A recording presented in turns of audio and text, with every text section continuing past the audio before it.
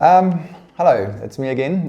Today I want to give you a 2 to 3 minutes update on the final white paper on citizenship, immigration and refugee protection. Okay, what is a white paper? It's a policy paper in terms of our legislation. Usually then final legislation or draft legislation is based on white paper policy decisions. So a white paper is a fairly important document to know where the journey is going in the South African immigration, citizen and refugee sphere.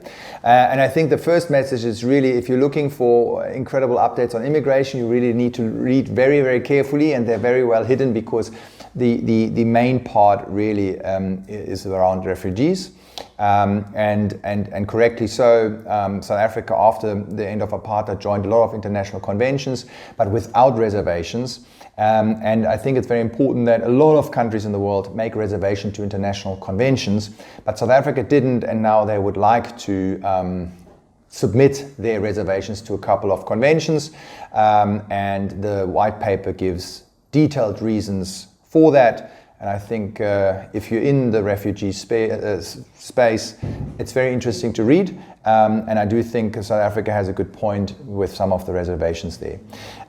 Getting a little bit more into citizenship, I think it's very important to understand that they're cutting the link between, potentially cutting the link between permanent residence and citizenship, which means after you got permanent residence for 5 years, at the moment you can apply for citizenship based on naturalization. There's a clear intention that they will cut this automated time based on, cut this automated link based on time, and they might introduce other reasons for citizenship.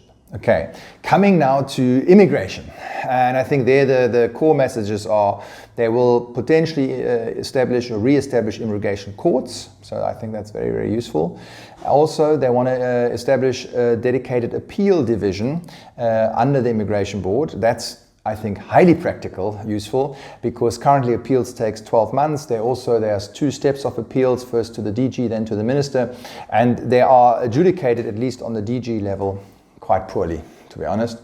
Obviously, I think if they have a dedicated unit filled with competent people, I think firstly, hopefully, the appeal times will increase, decrease, and also the quality of the adjudication hopefully will be better.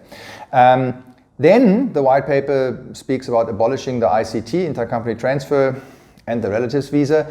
I don't know what's in there. ICT I can imagine maybe, but the relatives visa, I don't think they can even do that, looking at the constitution. So I wouldn't take that too serious as a matter of fact.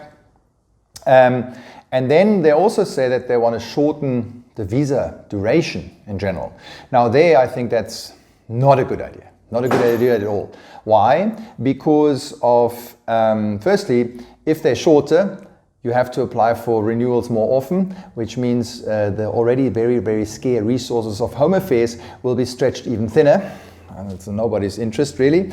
And also, South Africa at the moment, with an ICT of 4 years and critical skills of 5 years, business visa 3 years, etc., has very attractive durations compared to their African neighbors, because most African countries actually have work permits for 1 or 2 years, and South Africa has longer durations, which is I think a competitive advantage. Why would we do that? And we don't have the resources. So that's the update. So it's a policy paper. If you're interested, you can read certain parts, but it's quite thin on immigration, and that's it. Thank you very much. Bye-bye.